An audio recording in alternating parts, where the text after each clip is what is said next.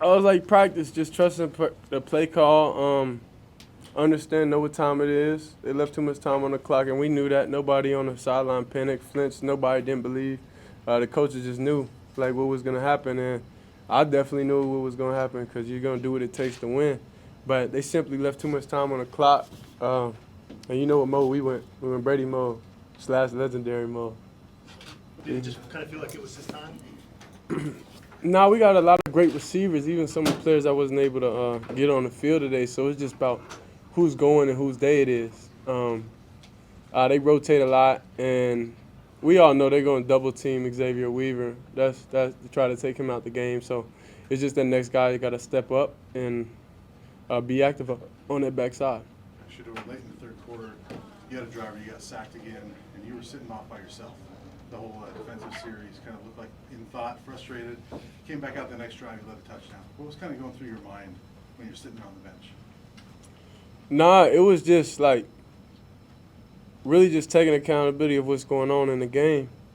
You know, I'm holding the ball a little bit too long, not really going through everything, not basically playing perfect. So that's all it was. And then I'm on the sideline frustrated, and it's like, it's time.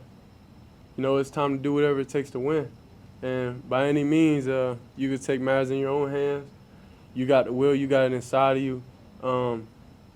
And you know the ins and outs of their defense and to make them dictate and do one thing.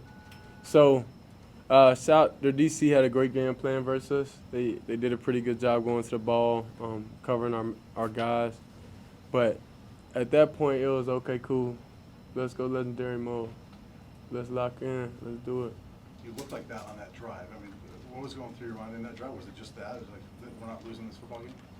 Yeah, like it's just something that kicks in like whenever it's because that losing's just not in me, you know? So it's like if we got a chance, we're gonna win. You know what I'm saying? Like if it's not too late in the game, we're gonna win. So it's just understanding what's at stake, understanding what's going on, understanding the pros, the cons, on what we're doing, what we're not doing good, what we're doing good, and you know, really taking over and taking control.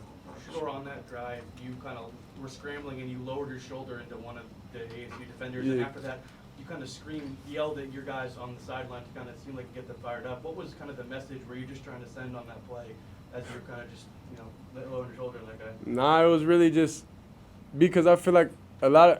So me personally, my body language is chill. I'm not really a super hype guy. I'm not a over the top type of guy. So I feel like sometimes the team don't see that in me, that I'm ready, because that's just naturally how I am as a person.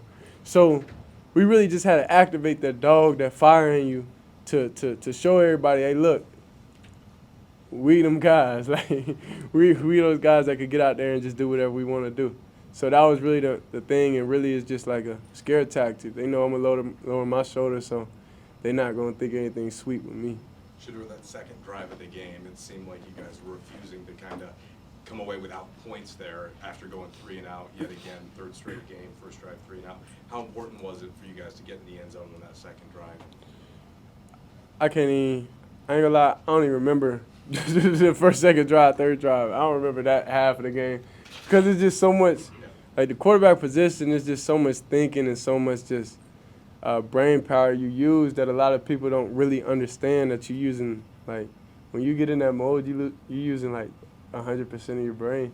So it's a lot. So you know, you come out the game with a couple headaches, and you know, I can't even recall that at that time. How do you guys keep that energy going into the next week? I mean, it's repetitive. We know it's the problem, so we just got to find a solution. All 11 players got to do the right thing on each play. It can't be 10 players and one player is not. So it's just something that I feel like us as players, we got to get together and put a stop to the badness that's going on, the slow starts. Because y'all knew when the game was close, we a second half team. Y'all already knew that. So I'm sure everybody that been a Buff supporter, y'all knew the outcome of the game. But we just can't afford to keep doing that. You know, good teams come and it's going to catch up. Last So. question. Thank you. Greg Moore, Arizona Republic. Congratulations on the win. Nice to meet you. Was there a message before the final drive from your father? He's a relentlessly positive guy. Was there something that he said to you ahead of that last drive, or was there something that was maybe ringing in your ear that he said throughout the week? Nah, it ain't. Pops don't even talk to me that much during the game, you know. He lets me be me because, you know, I've been living with him my whole life. So it's like he can tell me anything I haven't heard before. So it's really, I just look down the sideline, just seeing everybody body language, the coaches and everybody, and they knew what time it was. So it was just like, it was a perfect time. Legendary. Thank you. Perfect timing, man. New song coming out, man. Y'all subscribe. You too.